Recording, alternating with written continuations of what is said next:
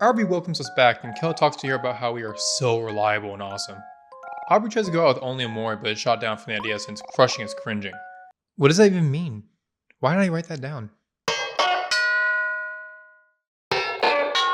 We walk out, get our allowance, and leave. Going to Mari, she gets angry at us for disappearing out of nowhere so often since we know her heart can't take it. Hey guys, where's Bagel? Everyone talks about Basil in depth about how they miss him and how much he helped them. Kel misses hearing him talk about flowers and taking pictures. Aubrey misses when he brushed her hair. Kel misses when he washed his hands. What the fuck? No! Mari asks if we have anywhere we haven't checked. And there is one spot. The forest west of the stump. It's gross and filled with spiders! Hero and Omori share a bonding experience as everyone tries to talk them out of their arachnophobia. Omori will be lying and Hero will be crying. On our way there, we overhear 4 Sproutmals who are just so excited to see the show, and even got front row tickets for it. I say word because they ever so generously offer it to us. Omori, Jesus, stop! Oh my! They haven't seen Sweetheart before, and why are you skinning them? Oh! Decide that, you know? Oh my god! Maybe we should have it. Aubrey picks up the tickets for Sweetheart's show and asks, Pretty please, can we go see the show if we pass by Hero please? I swear I won't fight with Kelman please. Going west, we find some very colorful trees and a spider web.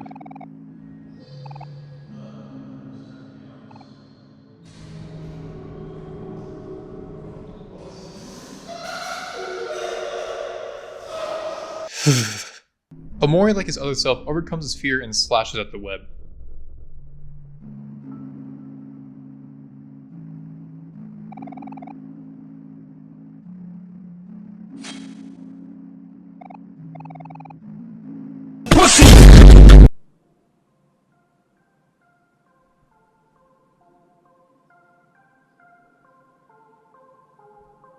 Bro, there's a fucking spawn on you, man. There's a spawn on you, bro. If we read this iron minecart, we can. Oh, damn it. Who the hell builds a railway without finishing it? How do you even make railroads like this? It continues directly after this part. The Lost Forest has one special fighting gimmick to it, where we see an emotion we have not seen in Headspace yet. Afraid. Hero is scared of spiders and will lock him in a fight, only being able to use his Reggie Rock. Hero is scared of spiders and will lock up in a fight, only being able to use his regular attack. The song for battle also just gives me schmoovin' and a forced frenzy at this part.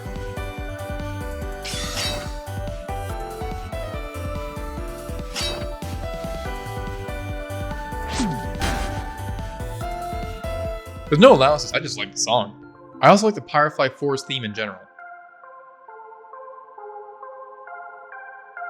Cat's Cradle sounds more dreamlike than floating around in Otherworld. It's also the longest song in the OC at 4 minutes and 28 seconds. It sounds like nervous confusion because of A, spiders and uncanny ability lurk everywhere here in the fog, and B, Fog rolling in. almost trying to come back and cloud everything like foggy memories that are being exposed to the traumatic memory of Mari again. Cat's Cradle is a book by Kurt Vonnegut Jr. that was written in the Cold War about the human potential to destroy itself with science and faith. This can be seen more on a faith side. Not like the religious element it is in the book, but the faith Sonny has that this will last forever. That he can sit in bed and explore with Mari and friends for the rest of his life. Not as himself, but Omori. This is a stretch, but explain the name of the song came down to the book or the game. How the hell do you play this game? Finding a matchbox, we get 3 bombs, a black heart, and oh wait, silly me, that's the wrong game!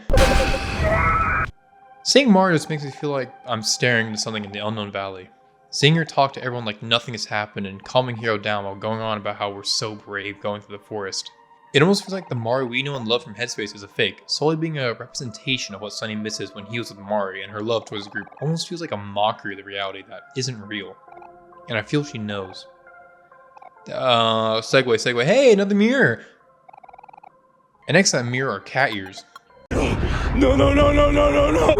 Wait. Using the matchbook, we can attract spiders and find parts to repair the railway so we can kill the wall of flesh. Away from the bear, do not approach the bear! Looking for pieces, we can find a secret pathway of Neil's error, which is really damn cute. That is the scariest fucking thing I have ever seen in my entire life. Ahead is something in a tree stump. And next to it is another hidden path with our ever so unfamiliar stranger delving deeper into it. And as we follow him,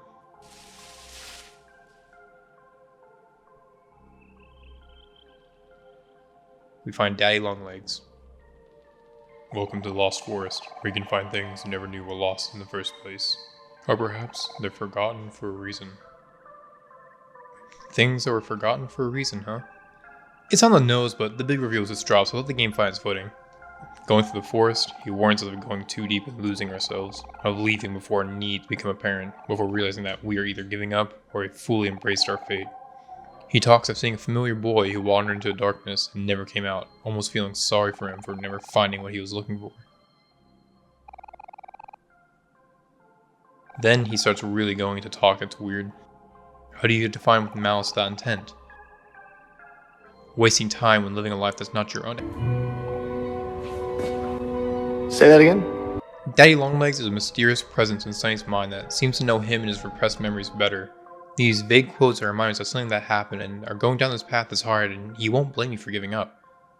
But at the end, he stops the vague quotes.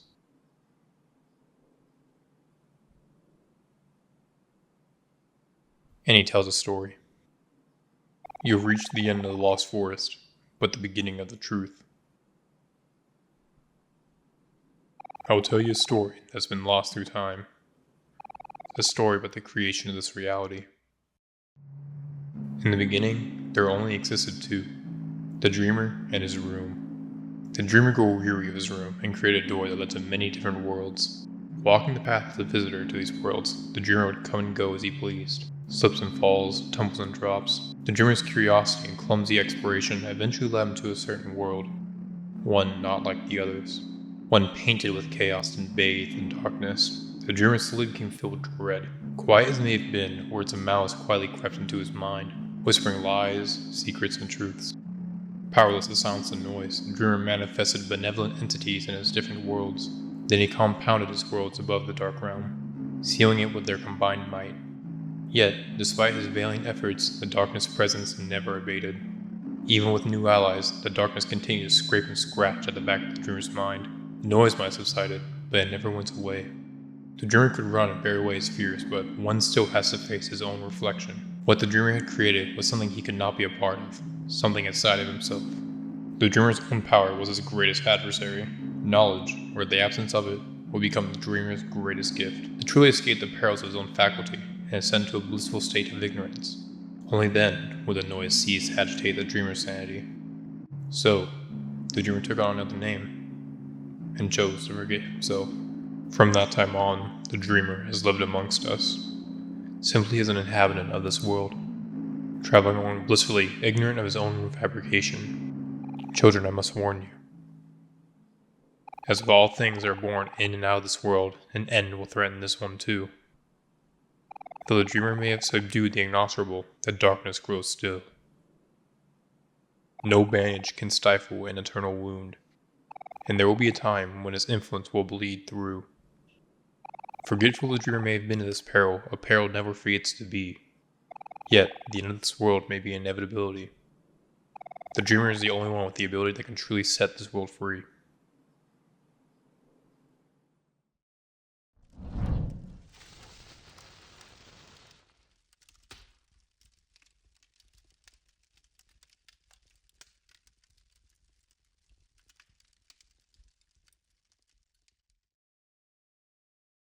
The X key appears, but garners nothing for our puzzle. And as the one person who tries to clear the fog in our mind disappears, the fog comes back again.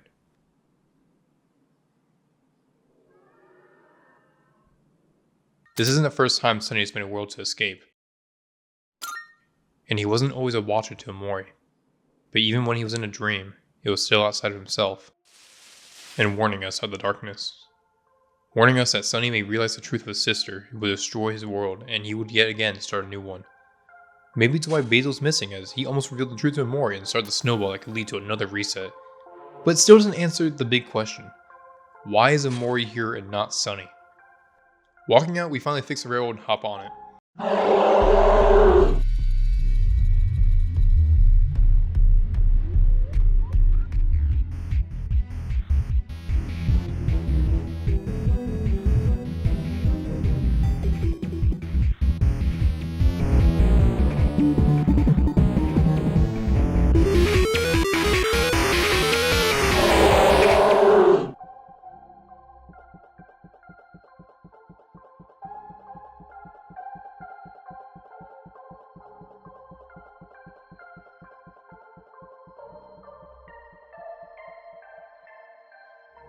The gang yells out for Basil and misses Omori for an uncomfortable amount of time.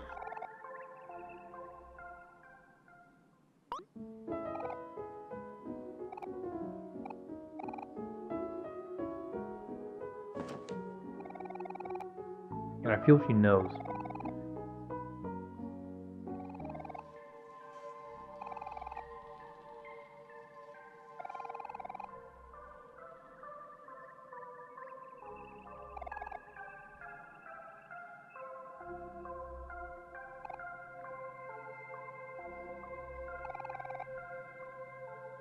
Walking forward is a dead sprout mole. And another. And another. And another. Until we come across a field that looks like it was a battlefield.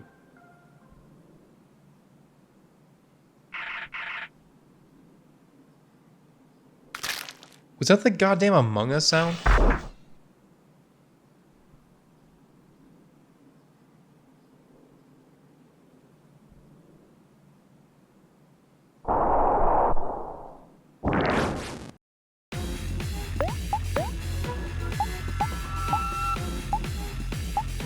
You know, Hero's weird for not being scared of this millipede looking asshole.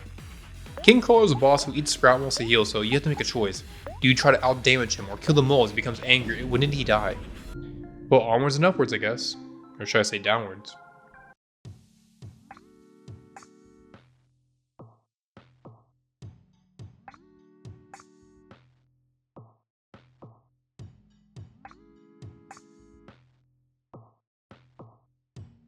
Welcome to the Sprout Mole Village. Scatman.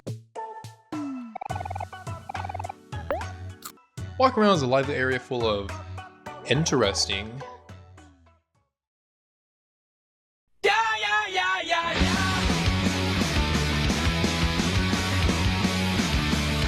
specimens, and another mirror in a cave, and a big plant, and tomatoes, and a big plant, and that's all I really got.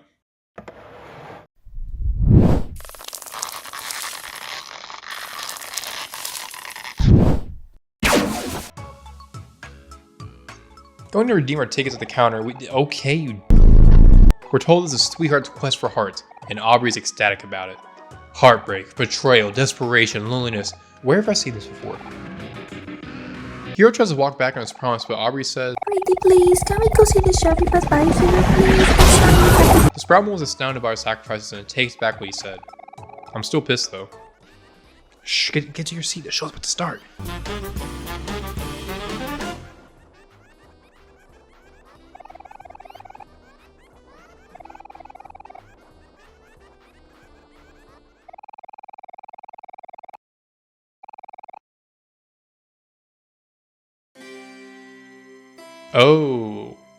Oh, as in we have never seen a Sprout in our life. Sweetheart's Quest for Hearts is a dating show starring the donut herself, Sweetheart. Round up the contestants and let's see if any are worthy of the lofty title of Sweetheart's Lover. Yuck, nope, ew. Fuck no, baby! Once the contestants are on stage, we get ready to see her. The one who exudes grace and has the most ultra dude in his face. Sweetheart!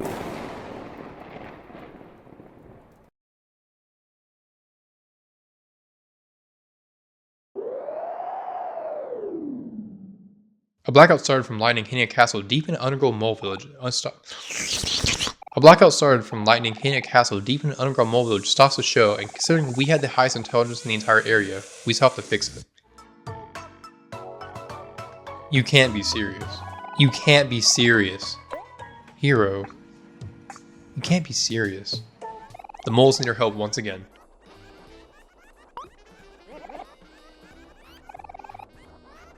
I don't want to help anymore. After being dragged away backstage, we take our seats again.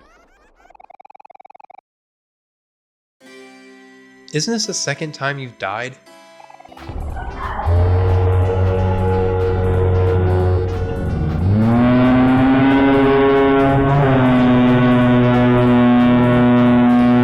Finally, the star arrives. The one.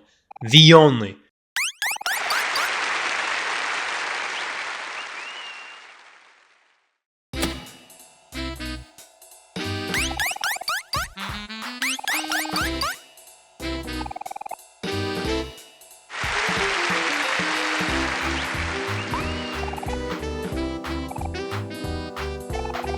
don't think Sweetheart's a good person.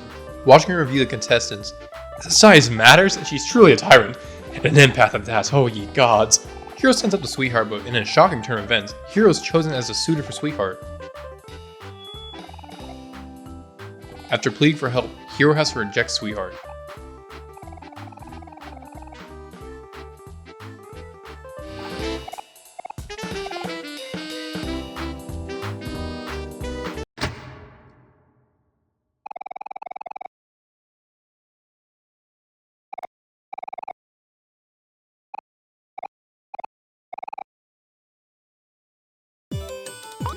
Sweetheart has a hissy fit and thinks we came to humiliate her, which earns us the ultimate punishment. Audio Jungle.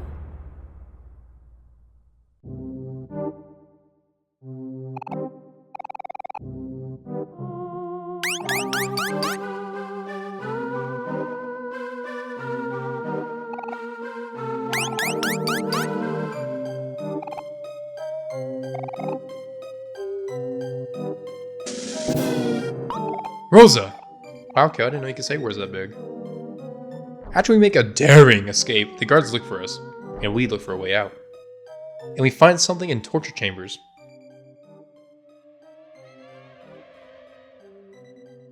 Oh hey, 4 people in one's a buzz, like us. Wait, it's like us. After dredging around the dusty dungeon, we find Mari, which, thank God, we were almost stuck.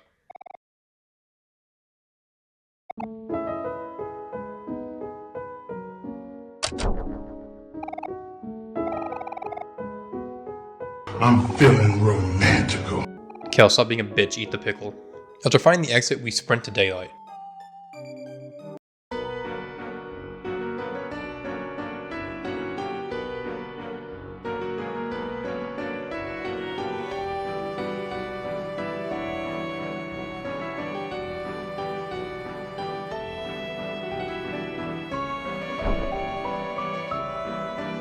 Walking out, we're caught. Hero, you goddamn animal. That was a living being at some. Kel, no! I think the gods sprout moles are dumber than rocks. As Aubrey praises and Kel complains, Omori sits. I bet his psycho ass was waiting for this opportunity. As we wander through the castle in the search for a rose, we hear this godforsaken song repetition. The piano loops and loops, hammering in the fact we are somewhere of high standards and one mistake means failure, or in this case, the dungeon.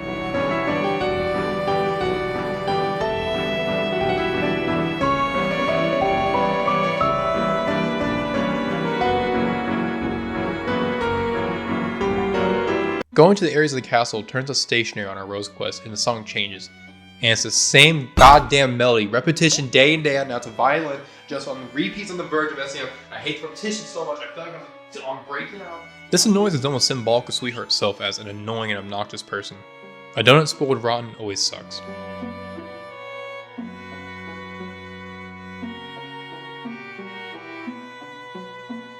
First is the art gallery full of, well, I wouldn't say art, but more paintings. Is it art to replace the art? Let's find out. Yes. Yes, it is. There's also a key disguised as art.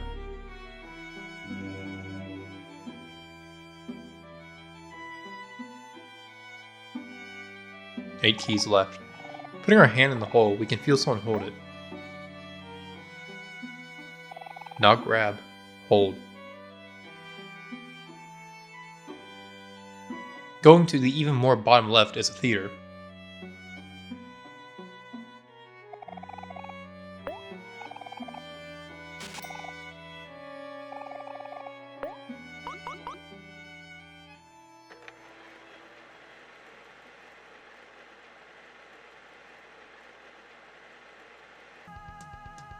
Now this is Kino right here.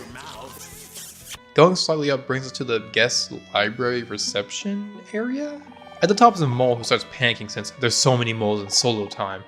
They become Wesker as only a handful of sprout moles truly matter. Everyone else is just so much chaff. So now I have to separate this chaff from the wheat. So they ask us to... They ask us to segregate the moles based on color. At least Hero does it with a smile. What am I gonna do? I'm Hitler's top guy. What am I gonna do? Adolf Hitler chose me to lead the revolution. After we grab everyone that isn't pink, we send them to the dungeon for having the audacity to wear anything not pink.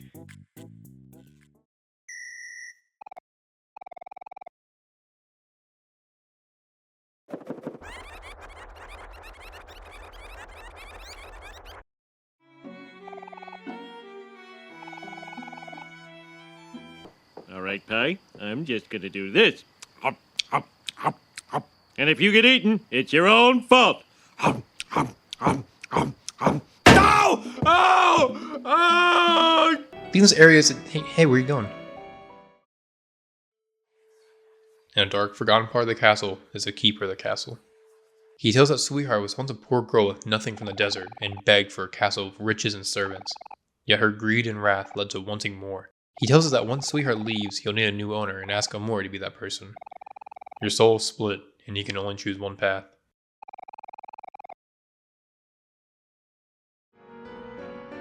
They have spotlights in the hallways?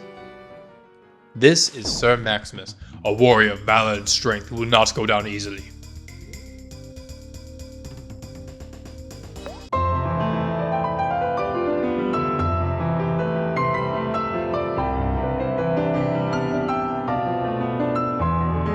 After going down easily, we decide to go to the right.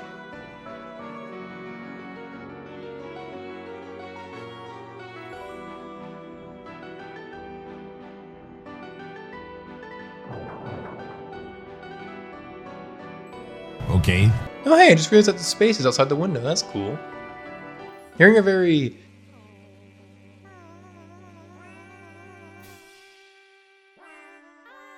heartful rendition of Here Comes the Bride, it's decided that we have to fix this for the sake of our and all Sprout Mole ears. Kel, what do you mean? Kel, what do you mean? Since the choir sucks ass, Kel throws tomatoes to drive in that they're terrible, which is a surprising fix for the problem of horrendous singing.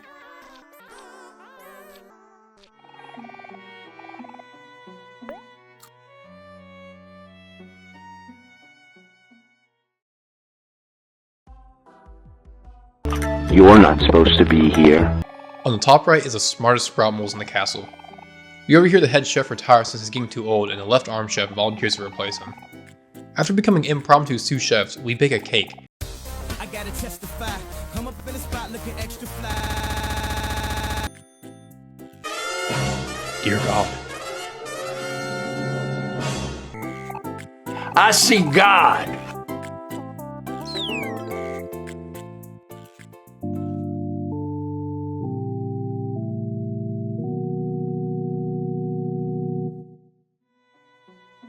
Now a capable chef is here, and we actually bake a strawberry cake.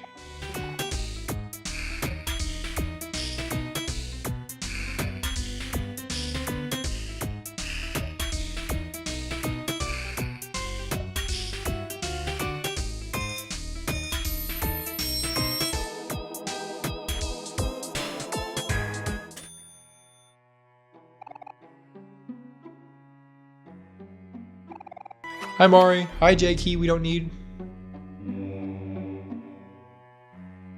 Going outside is Sir Maximus II, a warrior embalmed in fury who will avenge the valor of his father with his own strength. His fury will give the party a difficult fight.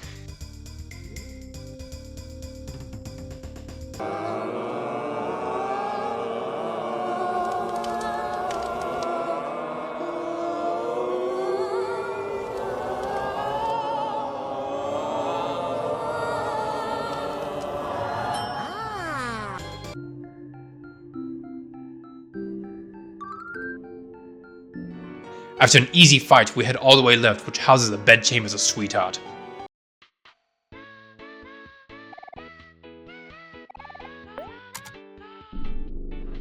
This song is really uncomfortable now. In the Queen's room is Costella, who needs to remove this Captain Spaceboy statue by any means necessary, and we have just the destructive power necessary to do so.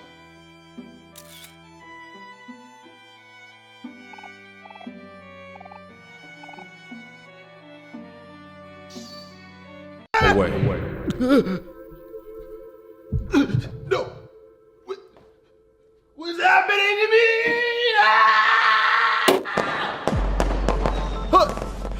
Why? What? We kidnap on Sweetheart's bed and find a... Ew. Outside is Sir Maximus III, scorned by us for killing his dad and granddad, some valor, strength, some easy fight. Oh hey, sound's dying down, maybe we can leave. Kelsey brings up a good point. Where have the sprout moles gone? Oh.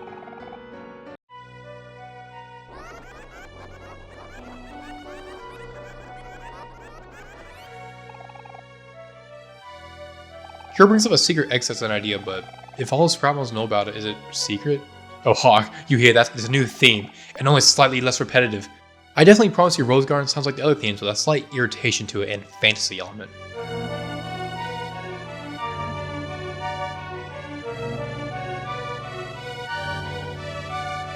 The name is actually a reference to a book titled I Never Promised You a Rose Garden, which is a story about a traumatized girl who makes up a fantastical dream world in her mind to cope with reality. Where have I heard that one before? What's up with these vines?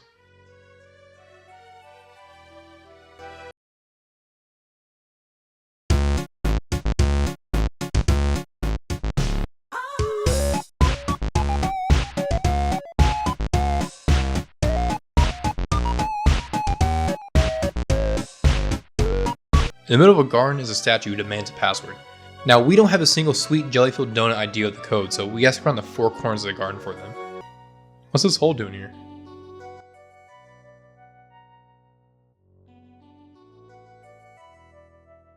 Good God, that's a lot of bears. Hey, a button!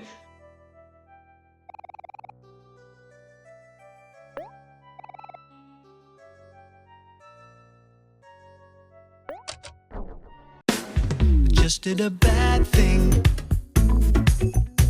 I regret the thing I did. And you're wondering what it is. I'll tell you what I did. I did a bad thing.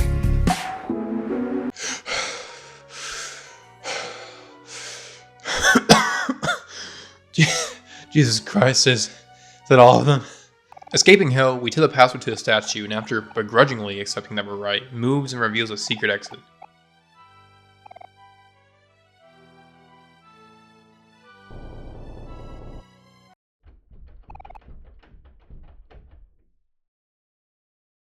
Oh hey, someone's getting married. Wonder who it is.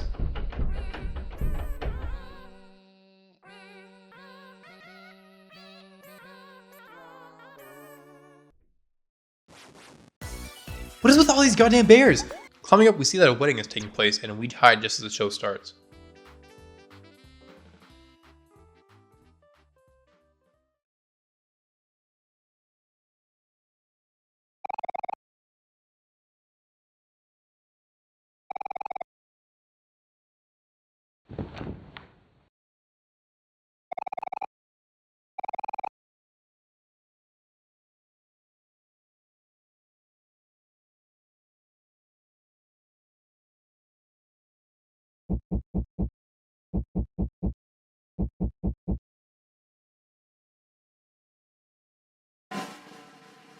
Come on out, you rapist! Wow.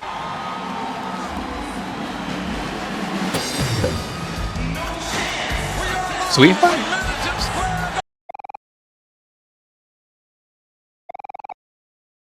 Marrying yourself is probably the ultimate form of self-absorbance and being stuck up in yourself.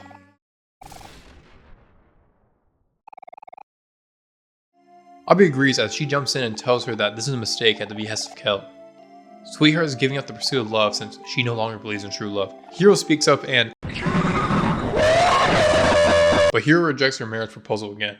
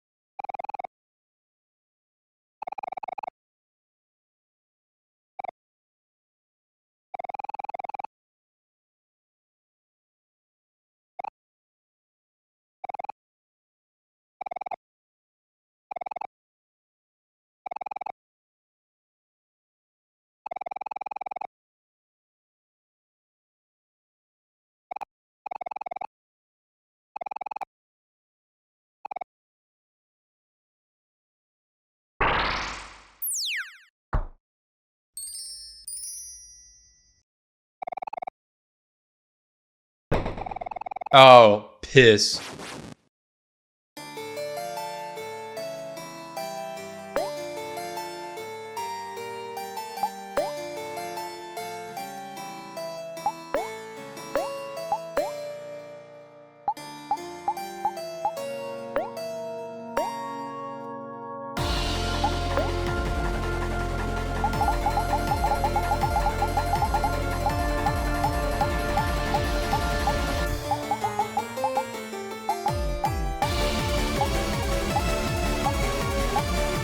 This song sounds self-absorbed. It emanates, I am better than you. I don't need to listen to you. You aren't even worthy to lick my boots. This is a song befitting the most obnoxious Worlds End Valentine. As it starts with a member of the percussive chordophone family playing as it introduces the most dangerous of foes. And then they start. Without a second to think, you are thrown in and it starts. Sweetheart's fight is probably one of the harder fights in the game due to her gimmick. A sickening amount of ego fuels Sweetheart and puts a bigger smile on them to the point that she goes manic as she laughs at us since we're just miserable peons far, far below her, not even worth shining her shoes, but just fills us with rage. The most terrifying situation to be in. Spaceman was in this position once and we saw how that went for him. I mean, he was kicked to the curb after he escaped his dungeon cell. It's a scary gamble watching Hero be angry at this deranged cycle while she swings up the craziest mace swing, completely decimating him. It's my fault though, honestly, since I had Hero Charmer for the special dialogue. That's a cute detail. This fight showcases the one use of sadness since we deal more damage to her while being depressed as hell. It's not a lot more damage though, but it's still better than nothing.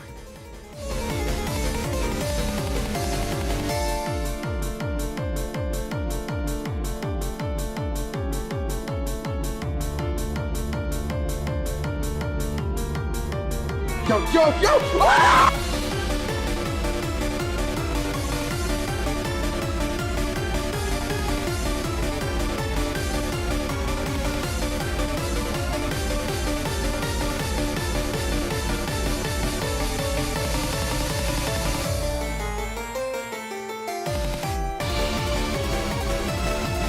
And after a fight with the Queen of Narcissism, we win, even if just barely.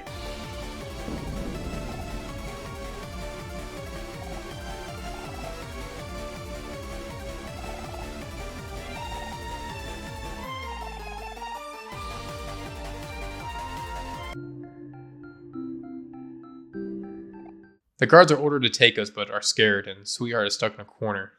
Until...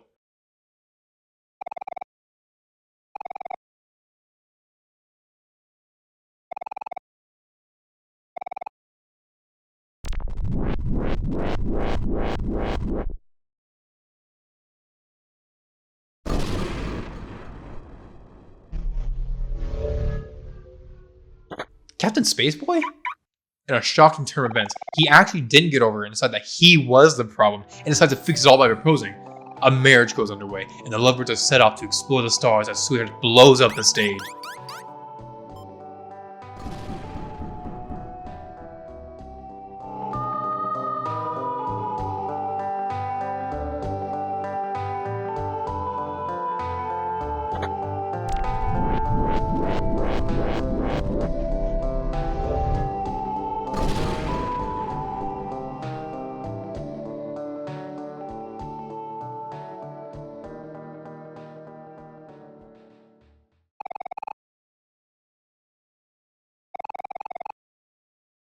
Okay, so awkward transition here, but I forgot to write the script for the ranking part for this section, so...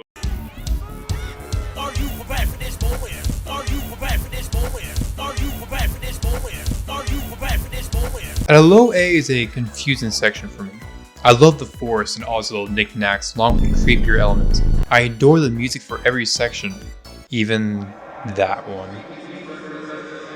And Sweetheart is an amazing boss with just a killer theme. But what keeps it low is just that... I don't know. I vividly remember having a soft dislike for this area, but I can't see why. I should move it above Overworld. This place rocks. As creepy secrets as this is the point where the characters start breaking and everything seeps into the world. It's like what Daddy Longlegs said in the forest earlier. No bandage can stifle an eternal wound. And there will be a time when its influence will bleed through. And besides the spooky factor, The small adventure of Sweetheart's Castle is just plain fun. Running around somewhere you're not supposed to be and helping random moles that's the smartest ones around is just plain fun. The moles make it fun. They eat tofu and have an IQ of 2. I love them. All that aside, we have to go back. We're gonna do like a power, what is that? Say like Power Rangers, like, awkward transition. Turning back to the stage, we see a stranger.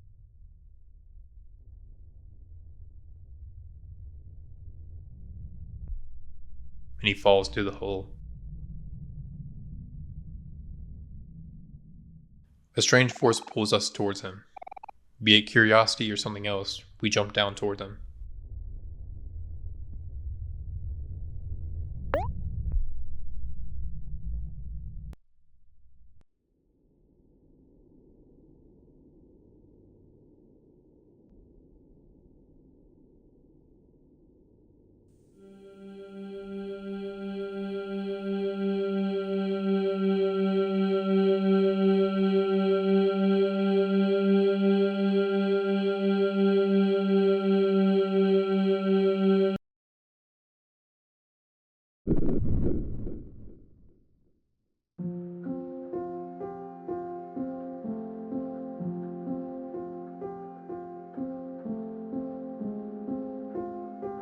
Landing safely, but alone, we find ourselves in the library lost to time.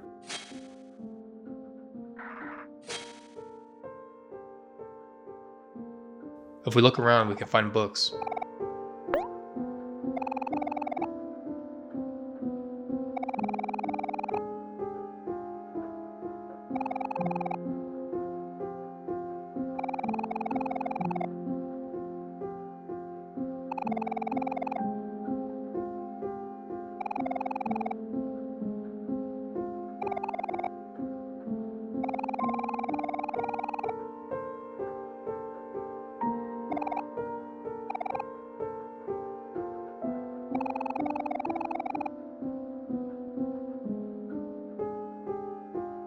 These are memories like the field in Otherworld, but this time they have more detail like names, even if they are blurred out.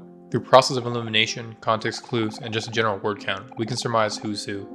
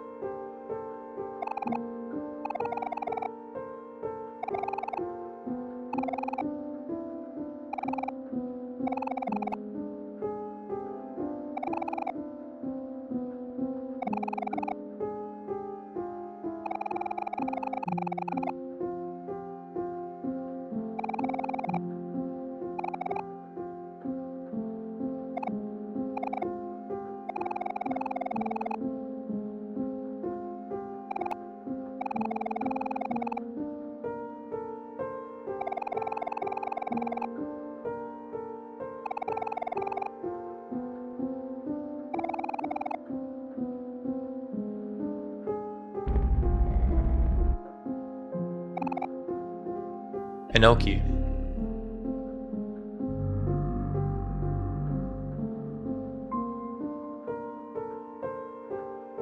Seven keys left. The door opened earlier. Inside is a stranger who talks to us alongside a piano.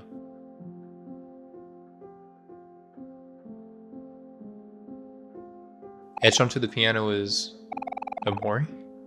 What? Maybe this food can help. We feel better. Empty holes are all that remains in this room, so we go back to where the L key once stood and look through a hole behind it.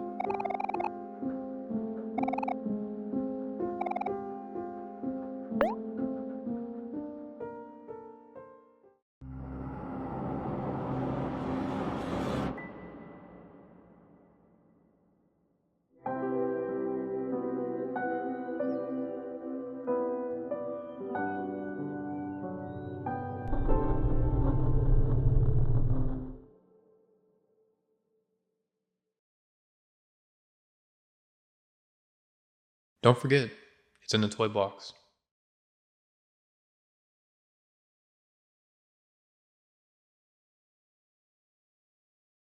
Back in white space again, the light bulb burns brighter. But aside from that, nothing has changed. Nowhere to run to, so we leave our own way.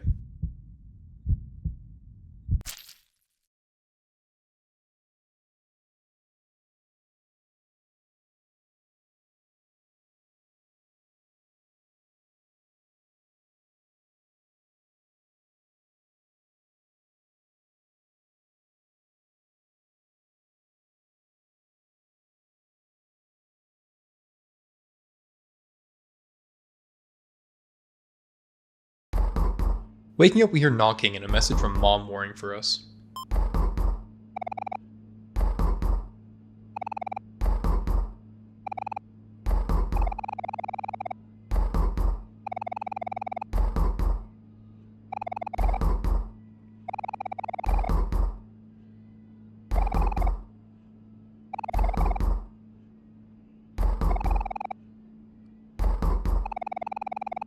But Mom, there's nothing there.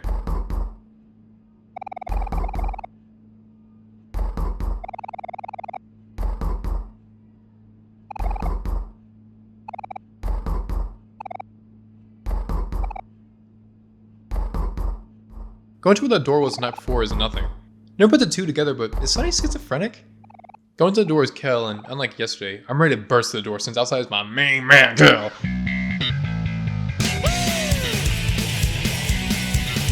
He brings along for some errands since Hero's coming later in the evening.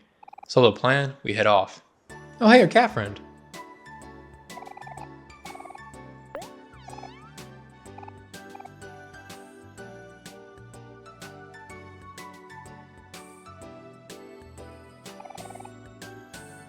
Better than trash, at least. Hey, who the hell graffitied all over Kel's driveway? As a detour, we head to the park and meet one of Kel's friends who has moved around a lot. Kel asks her for advice about moving for Sunny, but just retells something that's all too common to hear. Moving sucks, but cherish the memories you made. She swipes a seashell off of us and tells us to piss off. Dick. Oh hey Basil. He seems the best he can be as Basil, especially after his stomach ache yesterday. He's still against the idea of hanging out with us, and Kel says that we can catch up later. Instead of hobbies, Kel reminisces about the past. Goes to show even Kel, the one who moved on, still remembers it all and misses it.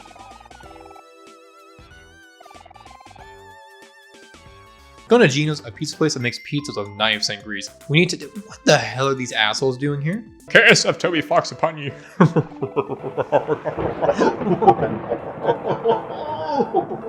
Grabbing Kel's order is— who buys sandwiches at a pizza shop?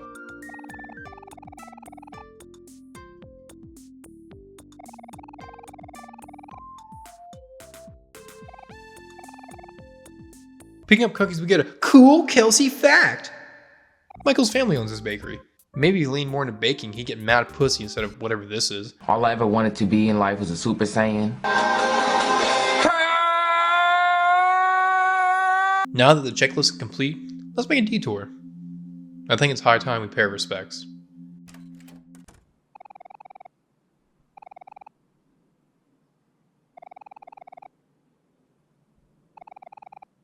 That is one ominous message.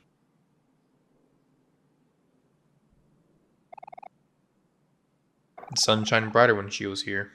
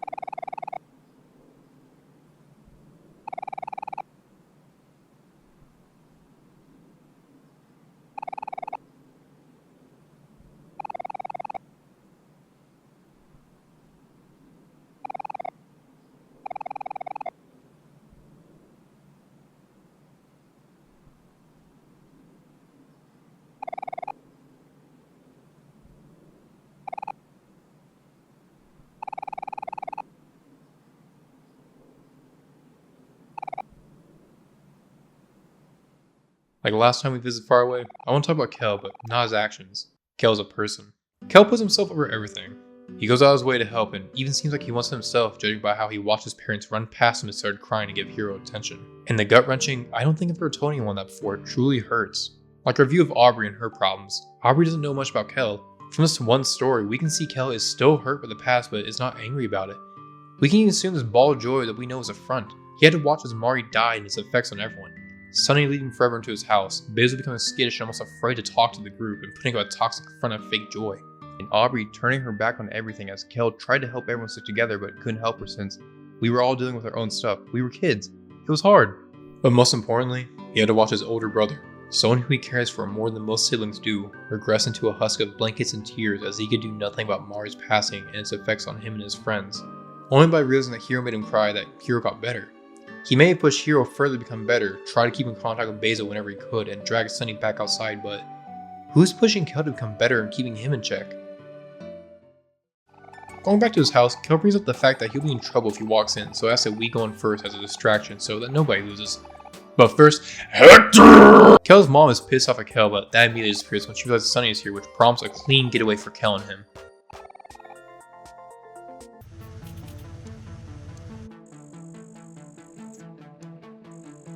I wonder which side's Kel's. Oh hey, good stuff Kel, you're finally the bigger brother. This room was a worthless adventure. What I'm truly here for is that $20 this asshole was hiding from me yesterday. I feel better already. On here outside the room is medals and awards stacked to the 9s and adorned with the 1s. We have some awards like cooking competition winners, spelling bees, and hot dog eating contest. What even happens in Faraway? But don't worry, Kel has his own medal singular. A participation medal from the hot dog eating contest. Yeesh, not even better at eating? Because Sunny has already stolen from Kel, why not steal pepper spray from his mom? Better at eating? Because Sunny has already stolen from Kel, why not steal pepper spray from his mom?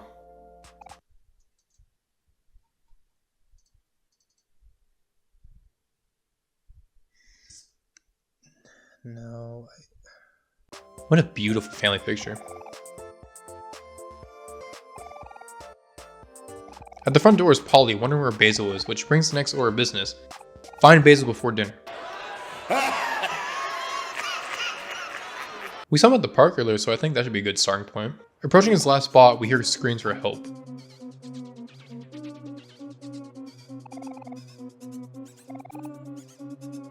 Basil's in danger. We gotta Mach 4 through the hidden entrance to the old hideout.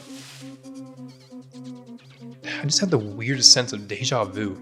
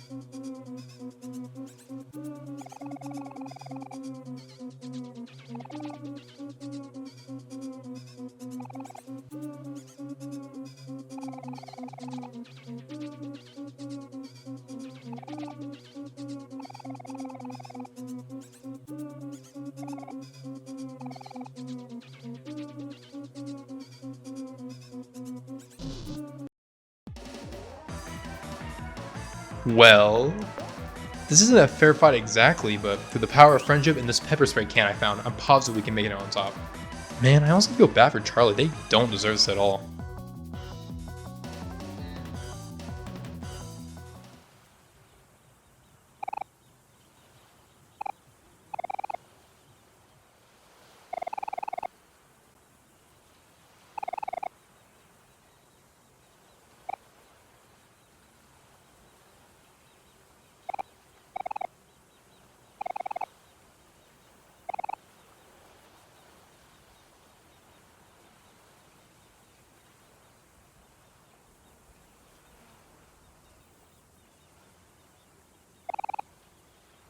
After her friends leave her alone again, Aubrey breaks.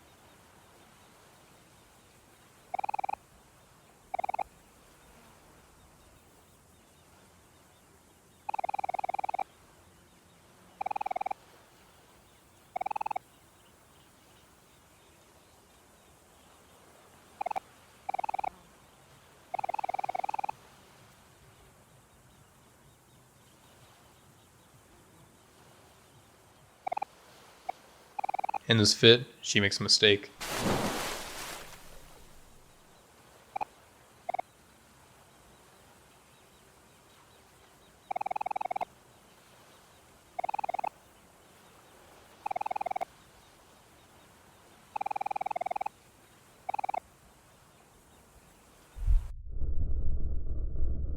We have to face our fears in a hurry to save him.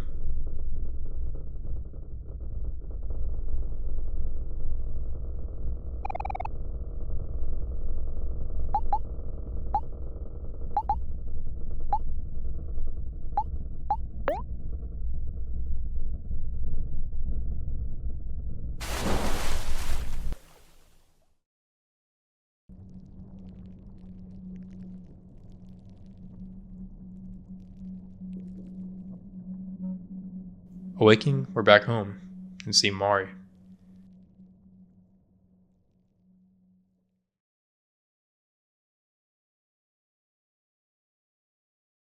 As we follow her, tendrils appear as a piano plays in the background, calming us even in this terrifying abyss.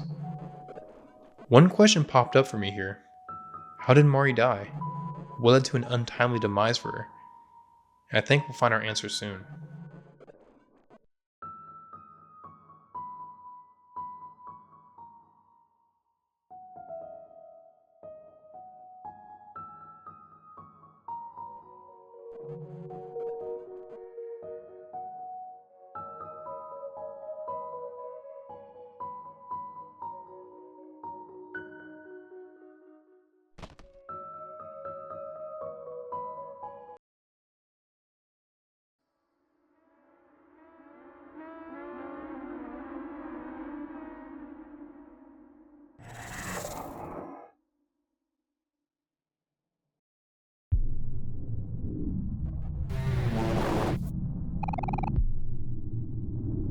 This is something as thalassophobia, or the fear of drowning. We need to calm down.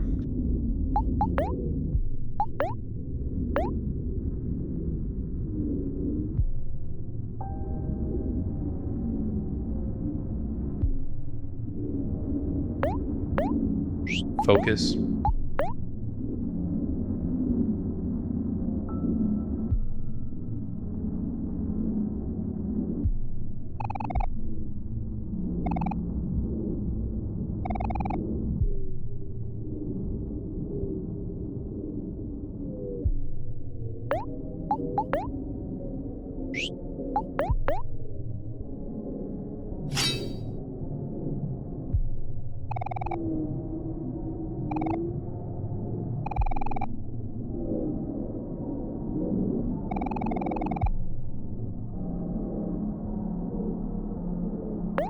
And remember how to persist.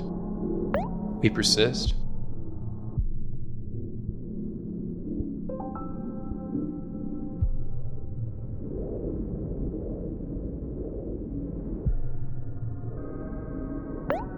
And persist.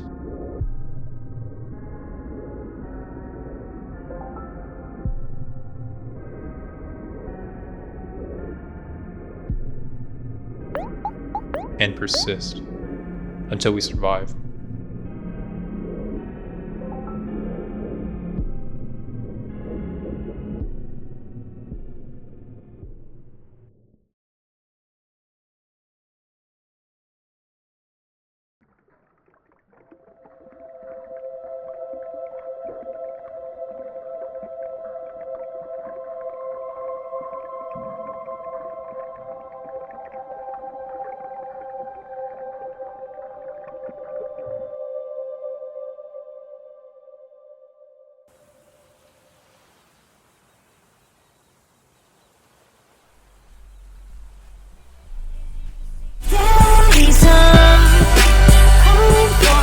It's Hiro! With no time to spare for Aubrey's questions, Hiro picks up Basil and we hurry home with him since he may have a steady breath but isn't awake.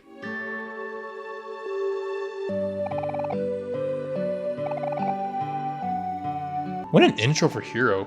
Kel tells Hiro the story and we just see a vast difference between the brothers. If Kel were in Hiro's shoes, he probably would just be pissed off at Aubrey going, "What the hell, man?" But Hiro doesn't. He just out the get-go says there has to be a reason this happened. Aubrey won't do that.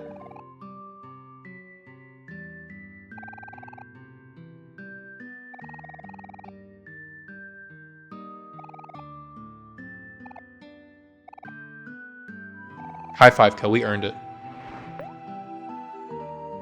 What's Michael doing? Evil presence, religious symbols on the walls. I think we have a ghost here. See him, I see him! There he is, there he is, there he is! I'm the haunting ghost of the masturbating fisherman. Or a game of hide and seek.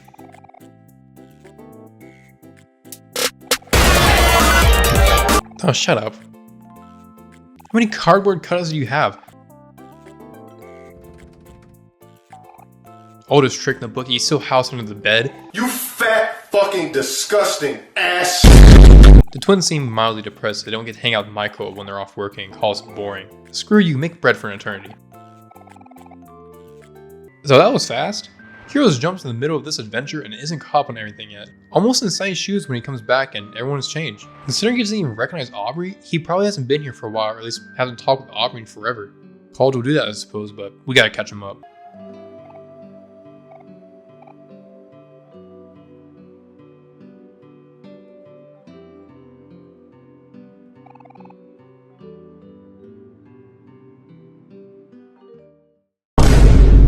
I'll be a better captain than he ever was!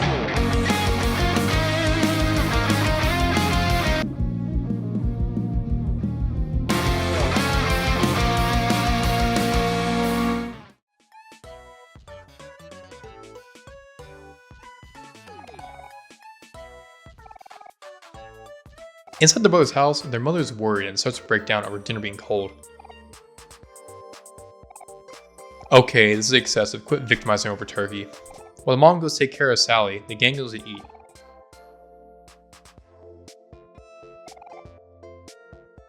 Little ungrateful sounding, huh, hero? Jesus, son, I know you don't eat much, but the entire turkey?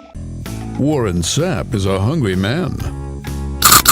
Now that we're relaxed, the crew has a get-together for the first time forever and talk about Sunny moving, and we hear a similar message. Moving sucks, but it'll be good for you. You have a fresh start and learn lots. A clean slate, if you will. Kel reminisces again, and Hiro joins in as he brings up missing hanging out at Sunny's house. With all the newest stuff in the treehouse, it was the best.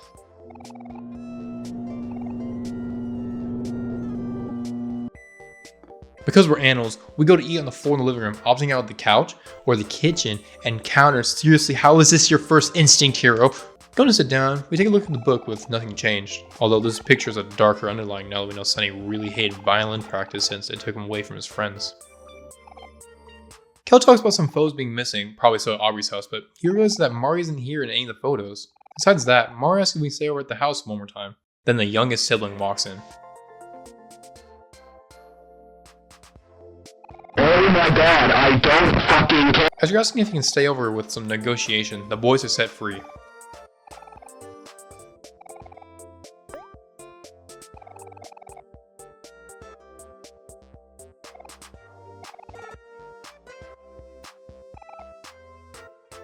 Hiro still feels guilty, so he decides to make it up with flowers. Hiro's in college, but I wonder what for. I've been a doctor considering how I handled Basil earlier. At Fix-It, Hiro pays for the flowers since he can never make us pay for it and gives us more money than the flowers cost. How nice and non-extortionate of him.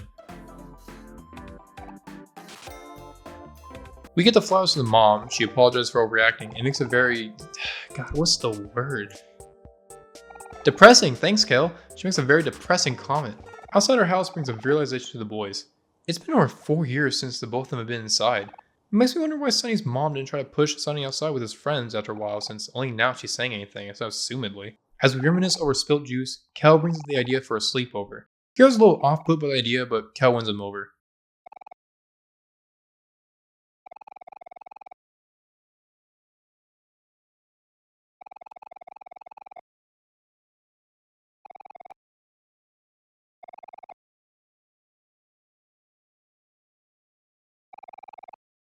But Hiro, there's nothing here.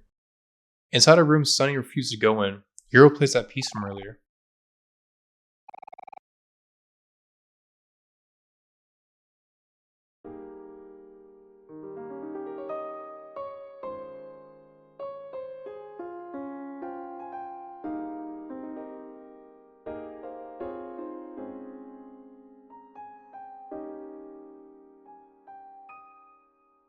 Still just as beautiful.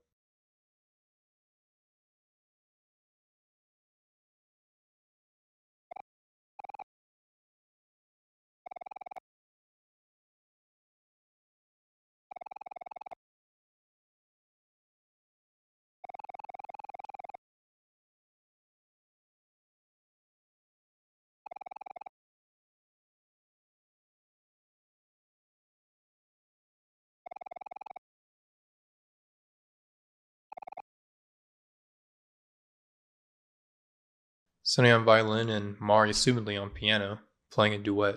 I wonder who's taking care of the piano. Can't be Sunny since he's been too scared to face Mari and his mom hasn't been in here forever. Whoever heard that line before? As the boys go to find blankets, we stay. And hear a song I asked you to remember way back when.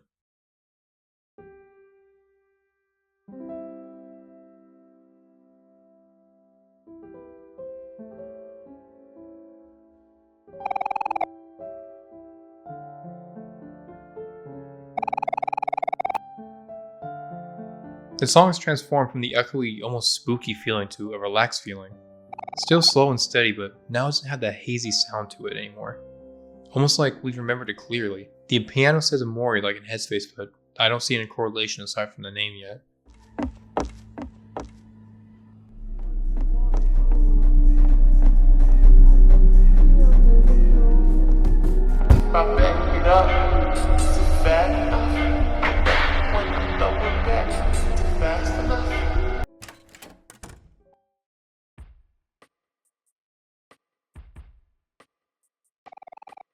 Inside of our room are the brothers who made a fort.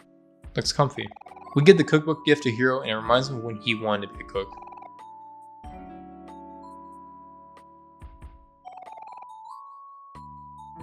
Hiro thanks us and apologizes for not being there for us more and points out that we haven't changed at all.